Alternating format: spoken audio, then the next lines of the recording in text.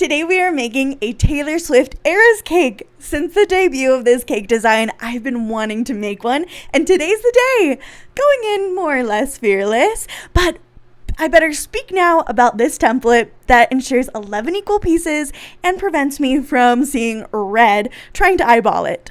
Each era is represented by a different color. Getting them just right is a big deal, like the hair in 1989.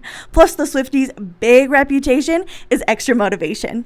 In between each color application, I'm a lover of using the fridge. It is essential to keep the colors from mixing.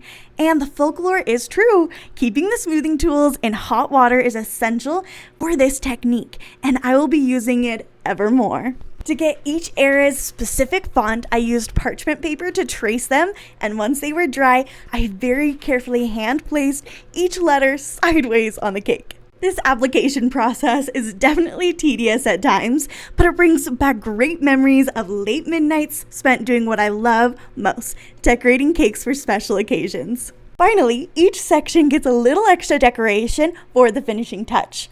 Now this cake is ready to head to the Tortured Poets department. I mean birthday party.